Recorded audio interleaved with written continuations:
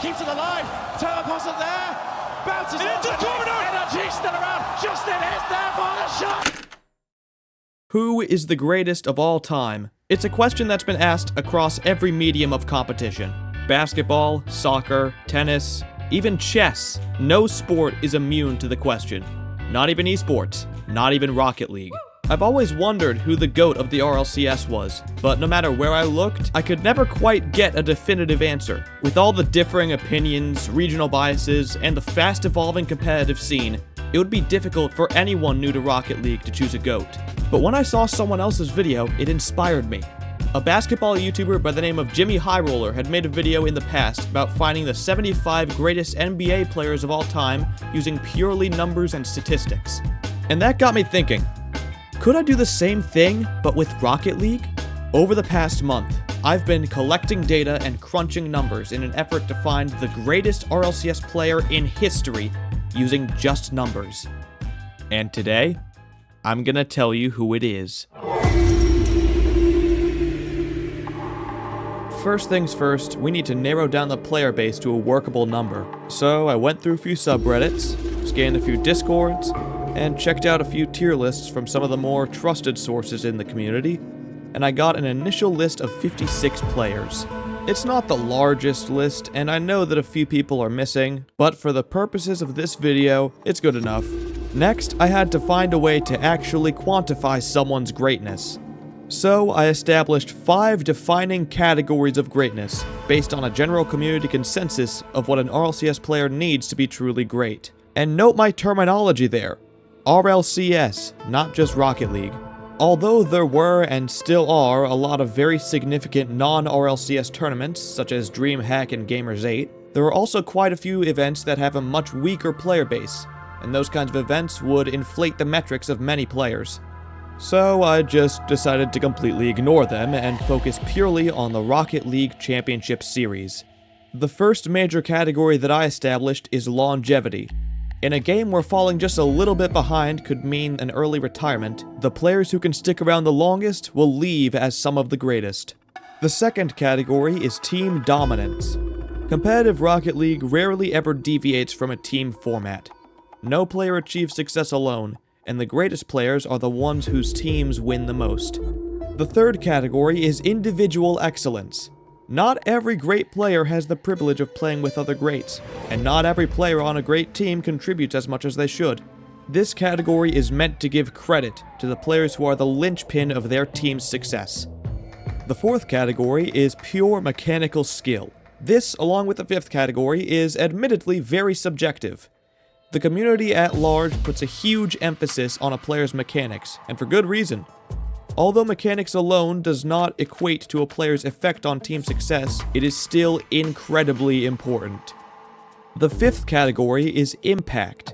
A player may be good, but if nobody remembers them, then how can they be great? Whether it be through a singular moment, an unforgettable season, or their effect on the competitive meta, the players with the biggest impact will always be held in higher regard. With these 5 major categories established, I still needed a way to standardize them. And so, I came up with a system. Each category will have a group of accredited statistics, and the players will be ranked from best to worst in each of them.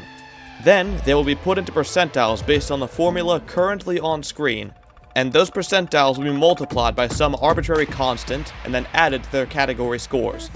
After that, we weigh the category scores, and then add them up to get a player's final greatness score.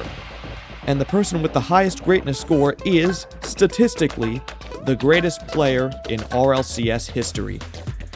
After finding a relatively credible RLCS database, I made a general list of everything that could fit under any one of those previously mentioned categories. Again, not the best list imaginable. I couldn't find any sites that had a reliable counter for series wins, so I had to leave that out. But other than that, I think I did a pretty good job.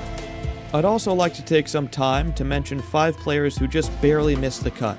And by that, I mean I was buried in homework and needed to lessen my workload. Those 5 players are Alot, Farah, CJ, Itachi, and Raisebowl. Amazing players in their own right, but I just didn't quite have enough time to get them on the list. And in Ray's Bull's case, I just completely forgot about him. I know that you're already getting tired of hearing me talk, but there are a few more things that I have to mention. Every single bit of data collected here was manually collected. So if I typed in a number wrong, then it'll mess up the final scores, and that's gonna be completely on me. Also, every bit of data on here is only up until the end of the second open qualifier of the fall 2024 split. So needless to say, it's pretty outdated. But I still think it's at least a little bit better than watching T-Bates and Johnny Boy argue for what feels like the length of the Triassic period. And last thing, I swear, if you're enjoying the video so far, then make sure to leave a like. This is very different from my usual stuff, so leaving a like is the best way to tell me that you enjoyed it. Also, comment down below who you think is the GOAT right now, and you can check back later to see if you were right. And with all that out of the way, let's get to the fun part.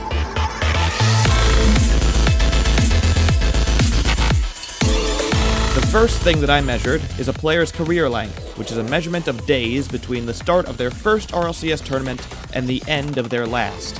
And to nobody's surprise, Garrett G is clearly on top, with the career length of 2,858 days. But what are Rizzo and Turbo doing up there? Aren't they retired? Good guess, but actually no. The first flaw of my system presents itself, as Rizzo and Turbo have their percentiles in the statistics boosted due to their stint with Alpha Cap as the team Turbo's cheeks. Because of this, technically, they have 2 of the 3 longest careers in RLCS history. With appearances from Shawset, KDOP, JNAPS, Devo, and, poetically, the entirety of the Muffin Men next to one another, we have our top 10. The next stat is RLCS game winning percentage. As you can see from the top 10 list, the players who have the highest win percentages are usually players from formerly emerging regions, mainly MENA. Rawas and Killers, the 2 players who have never been on separate teams, share the highest overall win percentage at 72.93%. The overall win percentage is heavily influenced by which region the player is in. That's why I also made separate statistics for regional win percentage and LAN win percentage. And in regional win percentage, the results are almost exactly the same. However, moving to LAN win percentage, we get to see why so many people have Zen as their GOAT. He is far in front, with a win percentage of over 72%. In second, we have Lachinio, who had the benefit of only playing in 1 RLCS LAN and having a 70% win rate during that competition. When looking at the next stat, total games won, you might think it's kinda irrelevant because of the career length stat. But I disagree. A long career of losses is a lot less notable than a moderate length career of dominant wins. But alas, Garrett G comes out on top here again, by a margin of almost 50 games over second placed KDOP. Next up is the number of LAN events attended, which you would expect to go to Garrett G too. But it's actually JNAPS with 12 LAN appearances, beating out Garrett G's 11. No other player on this list has made it to double-digit LAN appearances. Then, we have LAN appearances by percentage, which shows how many events throughout a player's career that player has made. It is here again that we are reminded of how amazing Zen's Spring Split was, making every single LAN event throughout his entire career. As for LAN events 1, do we even need to show this one? Turbo's first, KDOP is second, and unless any of the players sitting at 2 can win another, that's how it's staying. Next up is goals per game, and here the dominance of MENA continues. With Killers in first, Ahmad in second, and TRK in third, they sweep the podium. Killers is the only player on this list to average more than 1 goal per game throughout their entire career. Now, these next 2 stats won't be counted towards any category total, but I think it's kinda important to see who averages the most assists and saves per game. Rawas leads in assists per game, being the only player above 0.8, with Killers, TRK, Yan, and Exotic rounding off the top 5. On the other end, it's Fairy Peak who leads in saves, with Monkey Moon, Radosin, Scrub Killer, and First Killer in the top 5. Moving right along, we have the total of goals, assists, and saves per game, which I have dubbed the Core Stat Totals, or CST. We haven't really seen too much of Monkey Moon, but here he absolutely outclasses almost everyone else, with the only players to hold a candle to him being First Killer and, surprisingly, Joria's. Now we move on to the more subjective stats, starting with mechanical advancement and meta definement. This slot is for the player who pushed the boundaries of what was possible in professional play. Say what you want about this pick, but I'm giving the top slot to Squishy and second place to Cookser. Next, we take a look at clutch factor, a player's ability to perform under stress consistently. Personally, I don't think anyone here is definitively the most clutch, so the top 10 is completely unordered. All of these players have had their big moments, and all of them deserve to be up here. Moving on to probably one of the most controversial items on this list, pure skill. How excellent a player is mechanically in comparison to their competition. Honestly, I couldn't not give it to Zen. The things that we've seen him do during games are insane, and giving this slot to anyone else seems like a disservice. A bit of a weird inclusion here, but despite Rocket League being a team game, the most definitive method of comparing two players' skills is in a 1v1 match. There's a lot of incredible ones players in the RLCS right now, but in my opinion, the greatest ones player of all time isn't even a player right now. Fairy Peak has the most definitive claim to be the greatest 1v1 player of all time, with Scrubkilla usually being placed right next to him. And finally, we take a look at a player's most memorable moment. Now, this could be anything from a tournament run to an incredible game, or in most cases, a single play. And at the top of this list, I mean, really, do I even need to say anything? Justin's shot is the single greatest moment in RLCS history, and it has a claim to be one of the best moments in any esport ever. Squishy's ceiling shot is in second, and Yan's hat trick in Game 7 against Moist lands in third. Okay, that was a lot of numbers, but we're finally done with all of them. And I don't know about you, but I think I'm about ready to see who came out on top.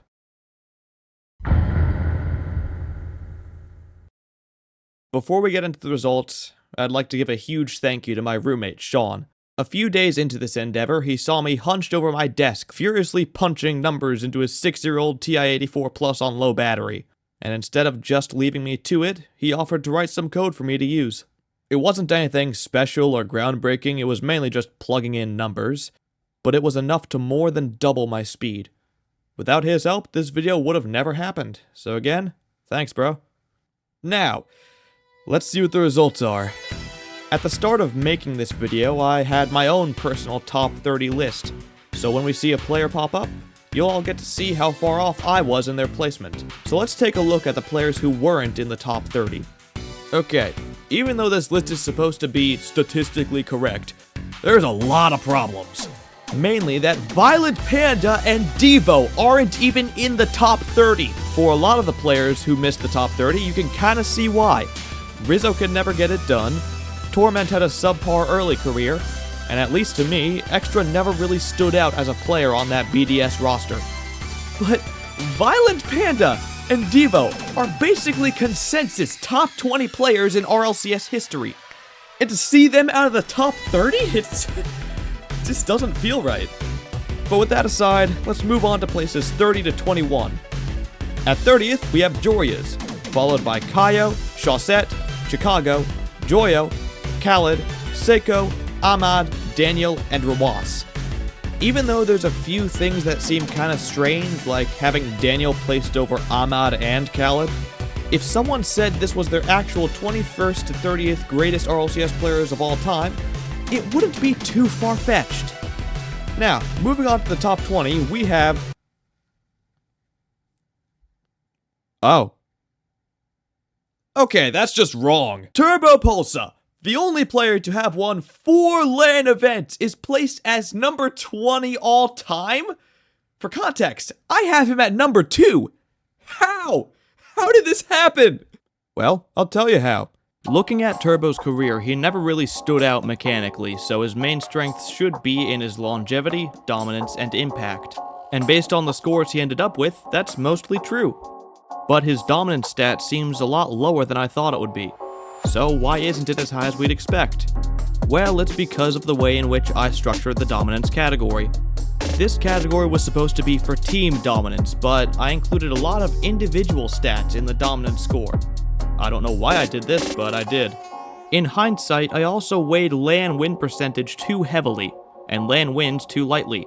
So simply put, Turbo's this low because I'm stupid. And to be totally honest, this probably messed up the placements of a few other people too, mainly Violent Panda. So rest assured, when I do this again before Worlds, this will be one of the things I plan on fixing. Anyways, we have Turbo at 20th, with TRK, Rise, Kronovi, Apparently Jack, Yan, Jnaps, Gimmick, Alpha 54, and Garrett G making up the rest of the spots before the top 10. I'd say out of all of these, Gimmick and Appjack should be a little lower, and Garrett G and Turbo should be in the top 10. But other than that, this seems like a respectable 2211 for someone to have. Moving on, we have Scrubkilla at 10, Cookser at 9, Fairy Peak at 8, Squishy at 7, and First Killer at 6. FK is most definitely the odd man out here, and if I could call all the shots, I'd probably have him swapped with Garrett G. In regards to everything else, I'd say the placements fit very well. Each of these players has pushed the game forward in their own ways, and each of them is one of the all-time greats in their own right. Now we move on to our top 5. And in 5th place, we have the 3rd member of the legendary Dignitas squad, K-Dop. Now Justin, still on the goal line, bounces back out. Oh! K-Dop! No! The definition of a well-rounded player. He wasn't really excellent in any one of the major categories aside from longevity, but he was on the upper end of all of them. An absolutely incredible player, and on my list, he is sitting comfortably in the top spot. Sitting just above him at number 4, we have Vitality's prodigy, Zen. Puts Hero red right way. Here's Zen up high. Takes it up. Zen across. Oh!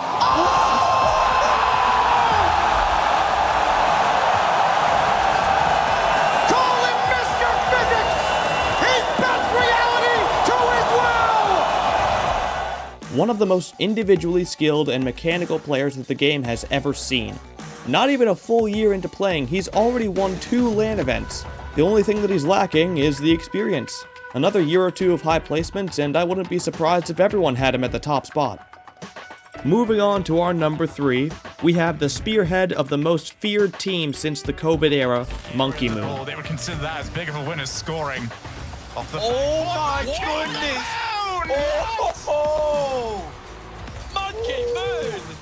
A player whose reign of dominance from 2020 to 2022 is second only to that legendary Dignitas roster. Regardless of who was around him and who was against him, he forced everyone to play his game. And coincidentally, he is the only player whose placement on this list matches my own. Next up, our silver medalist, the commander of the blue wall, Vatira. And here it is again, back into the hands of Vatira. These guys, every kick out, go their way. Vatira again!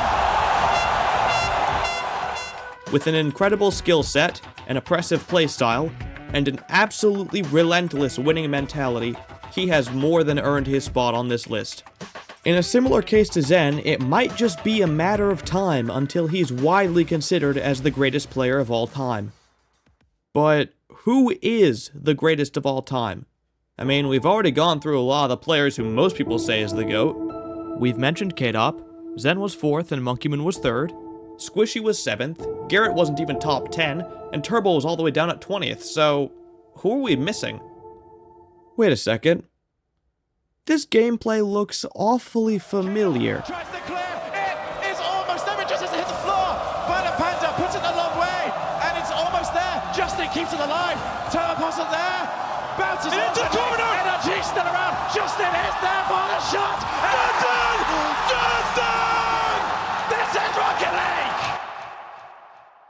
Expected his team to be there, but he bails him out anyways, and now did a solo carry. Justin doing, oh my goodness, what are you talking? Mom and Beast Mode both in the same spot. Oh my God! Justin ends the Justin, who's he got left? What a one for the He's got past 2 players, looks for a bump. Garrett G clears look. Justin! One of the longest careers ever. The best player in the world at his peak, the first true mechanical prodigy, and the proud scorer of the most iconic shot in RLCS history. Although his teams weren't always as good as they should have been internationally, and although he didn't win as many LAN events as his competitors, he is still more than deserving of this number 1 spot.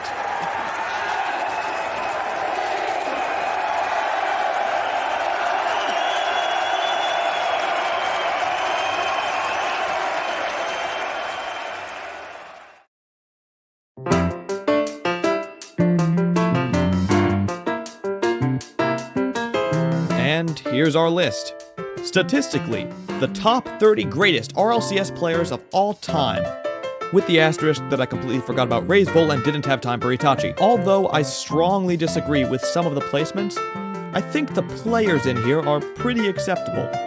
Like I said before, Violent Panda and Devo should definitely be on here, and I'd probably take out Joria's and Chaucer at 45. But aside from that, it's a decent group of players to call your top 30. And with that, we've reached the end.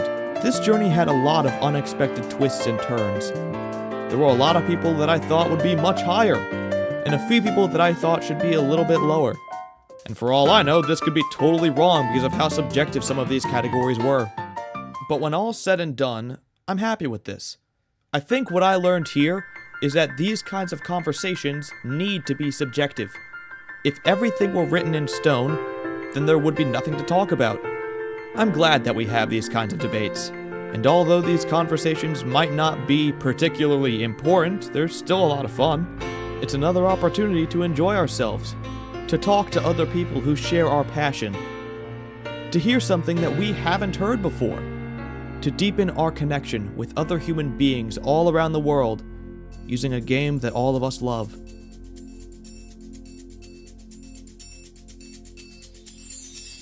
Also, K-Dop is the GOAT, and if you disagree, then you could suck my dick.